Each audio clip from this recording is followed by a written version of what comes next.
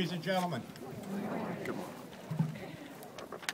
I'd like to thank everyone for coming today to this ceremony, and I'd especially like to thank Freeholder Len Desiderio, a mayor of Seattle City, and the Borough Council, Council President Nancy Hudanich, Chuck Covington, Dave Ellenberg, and Dick Dean, for coming to this ceremony today to commemorate a very important date. Every single one standing here today knows exactly where they were September 11, 2001. As you recall, it was a bright, sunny day here in Avalon and in New York City. At 8:46 a.m., all our lives changed forever. Flight 11 crashed into the North Tower of the World Trade Center at just under 500 miles per hour between floors 94 and 98. During the next 15 minutes, more than 100 people jumped from those towers rather than be burned or suffocated. It's 17 minutes later, the North Tower was struck by Flight 175. It crashed into that tower at a speed estimated over 590 miles an hour. And for weeks after that, they found pieces of Flight 175 over a mile away from that tower.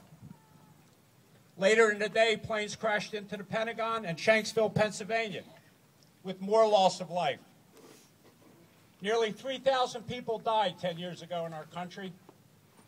83 countries, people from 83 countries perished in the attack of the World Trade Center alone. More than 30% of the victims were never found because of lack of physical evidence. Fires burned at Ground Zero until December 19th. And the American flag that's flying here today, ladies and gentlemen, flew over Shanksville, Pennsylvania. It was dedicated today for this ceremony. We recognize today that 10 years later, every person standing to you has a story to tell about a loved one, a relative, a business associate that was lost that day.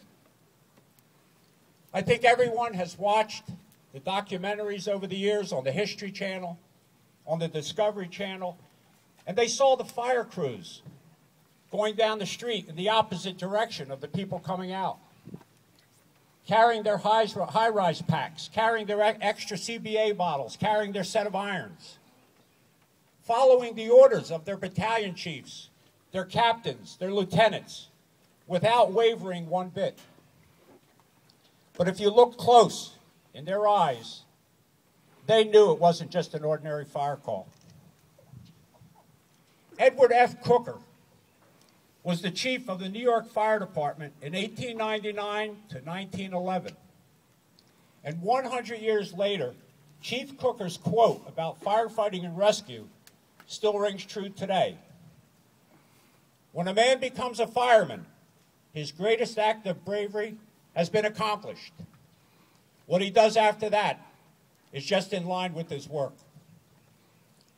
We will never forget is an unofficial slogan by every fire company, rescue squad, and police department in the United States.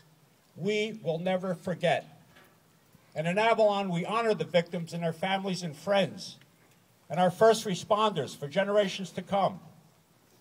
On Thursday, we welcomed this artifact from the World Trade Center, a 12-foot steel box beam that weighs over 1,800 pounds. And why we will never forget is the reason we wanted this artifact. This artifact will be built in a permanent memorial so that we can see kids 20, 30 years from now walk by and say, "Mommy, Daddy, what's that?" And their parents will share the stories of bravery, dignity, and patriotism so our young children will never forget. After today, this artifact will be on display in the Avalon Rescue Squad for everyone to appreciate. I've been asked many times, why Avalon? And today we're going to answer that question. You'll hear from two members of the Avalon public safety community, Avalon Police Sergeant Frank Hood and Avalon Rescue Chief Kevin Scarpa, who personally responded to New York City that day. Sergeant?